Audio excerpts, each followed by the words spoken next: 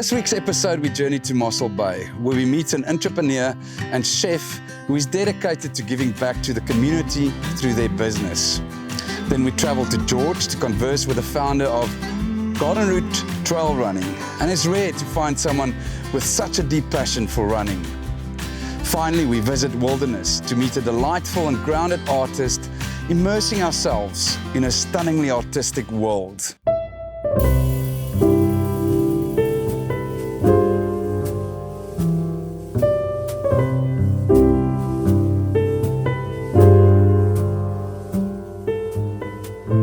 I'm Emile now, and I've been doing restaurant or chefing professionally 18 years.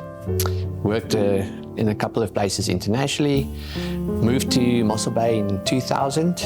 I eventually had my first restaurant, and the opportunities basically just provided itself. Like they say, with hard work, you get more and more lucky.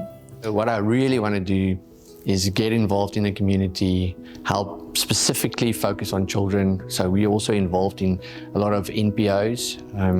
We have our own NPO as well, called the Eden Protocol.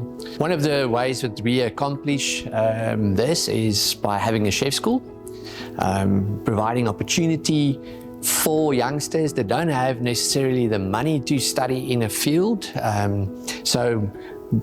We have apprentice chefs that we basically provide the opportunity, but we also have paid students. And then on a daily basis, we keep investing in them and try and help them to see life a bit different, to develop a skill, but also to make them a bit street smart, help them to really have a perception of life that is a positive outlook in life. And because that's the way that you can create wealth in a person's life. So we've got a couple of establishments in Diaz Beach at the Diaz Hotel and Resort.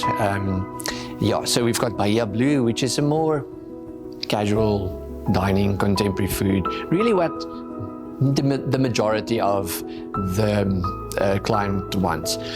But then we have the Chef's Emporium as well. But the Chef's Emporium is a bit of a showcase of our skill that we've developed over the years. For me, it's a place where I can help our students to gain experience where they would have traveled internationally to get that type of cuisine.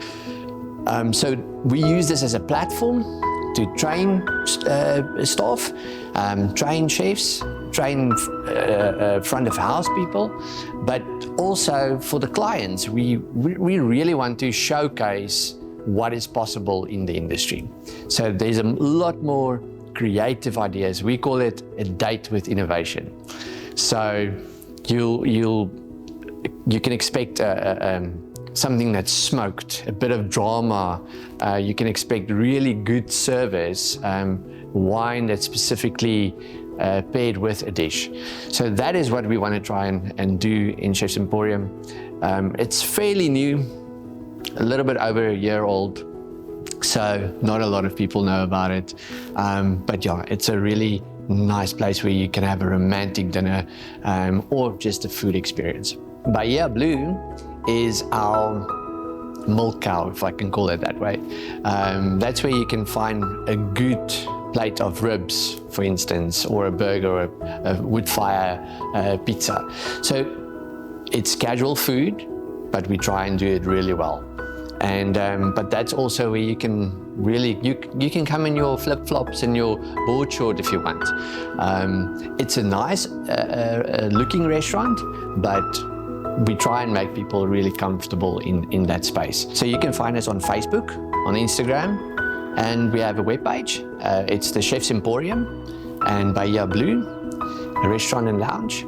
And on the Facebook pages, you will find the links to the website. Advice that I will give to a youngster that is looking into the industry, it's hard work, so think carefully, but have passion for what you do. It's an ongoing training It's ongoing knowledge. The industry changes the whole time and you need to be on top of it. So it's always be on top of it and be aware of what's going on.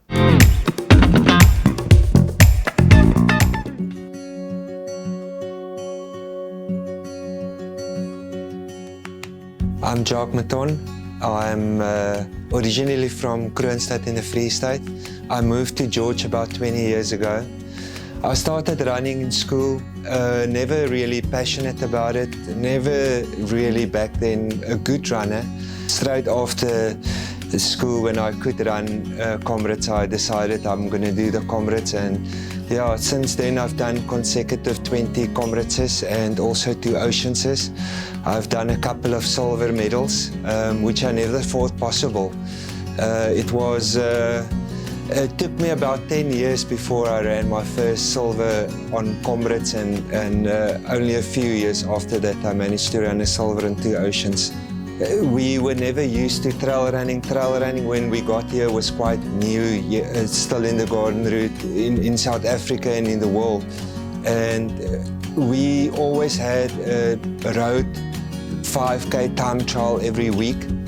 And I decided, you know what, let's do a time trial each week on the trails. We have 2 runs, weekly runs. On a Monday we've got a social run, and on Thursdays we've got a 5K time trial that we do each week. And yeah, it just grew from there. Trail running as a sport grew, and yeah, it's basically just an opportunity for people to come out and run. They feel safe, they feel that they've got the community aspect is very important, and obviously, yeah, you meet a lot of new friends, like-minded people, and yeah, currently we have about 1,100 members on our WhatsApp groups, and we've got a big following. And with the UTMB mud race also hosted in George, trail running has exploded in the garden route, and I think the garden route is probably one of the best places for trail running. We've got the Outeniqua Mountains, we've got awesome trails. I started Mount Co 3 years ago. I started Mount Co, it came out of a passion for running. I had a great job, and unfortunately I was retrenched, and I always thought of being more involved in running as a business. And yeah, that's how Mount Co came about. I'm more, I wasn't used to the retail environment. I had to learn a lot, but luckily because of the passion I've got for trail running and sport, you know, you can do anything you set your mind on. And my wife Claire is a chartered accountant. She helped with her help as well. We managed to establish Mount Co. The website for GTR is gtrtrails.run, Facebook page GTR Trails, Instagram as well, and for Mount Co it's mountco.co.za, Mount Co community on Facebook and Instagram. The best advice I can give to people that want to start off with trail running: join the GTR, come to the 5K GTR time trials on a Thursday. Don't try and do too much. Walk if you have to walk. Don't think that the trail running you have to run. You can gradually build up. Your body will tell you when you will be able to take on more distance and more pace.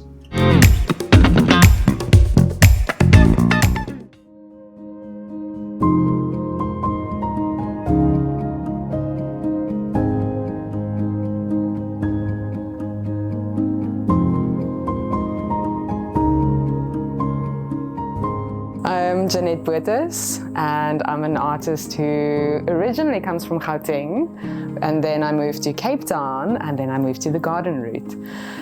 It has just been such a journey, and one of my series are literally about journeys and about connecting different places, especially the Karoo, the ocean, the mountains, and yeah, the garden really gives everything. It gives forests, it gives beaches, it gives everything in between, amazing people. Very, very inspiring. My parents sent me for art classes when I was young. I think I was 10 years old, but I was drawing up to that point with crayons and things, and they saw the love I had for art. And all the way through school, then studying graphic design, then working in design studios, then going full-on fine artist as freelance designer, and recently I have now stepped away from graphic design to just focus on my art, just to focus on workshops, offering, so really using art to inspire through making the art, through teaching the art, through facilitating processes for people, taking them into nature to go and do land art, to go and do little watercolor field drawings. That really, yeah, I think I breathe art, and art keeps me sane. It's one of the most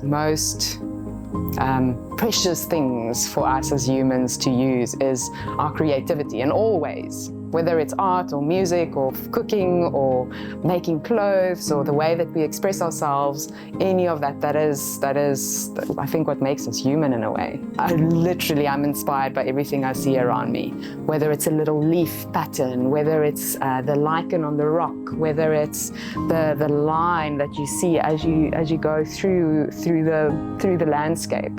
And then of course, that has now led me to even starting to see the beauty in the human form again.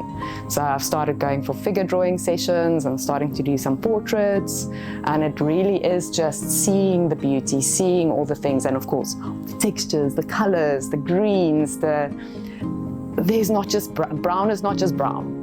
There are so many different nuances and tones and beauty and all of it around us. My most characteristic medium would be this digital art medium where I mix the things together. It's watercolors, it's drawing, it's photography, it's my land art even, that I put them all together.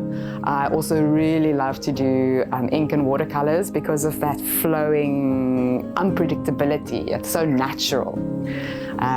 So those two, and then of course just being in the landscape, packing the things, cutting little leaves, that type of thing. So it's those three mediums together would be what characterizes a Jeanette Botha's artwork. What does art do for me? Art keeps me sane. Art gives me a way to express my appreciation for nature, for God's creation, for animals, for all the different things I see. And then what I do for art is, like I say, just being a vessel, showing things in a way that I don't think anyone else can do it exactly like I do. And that's true for any musician, artist, cook, anyone who does something creatively. We each have our little thumbprint to share with the world. And that's what I do for art, is my little thumbprint. Thank you so much for watching this episode of All Things Vuma. Please like and subscribe the channel, and please feel welcome to email us at info@vumatv.co.za. Live simply, travel light, and always see the wonder.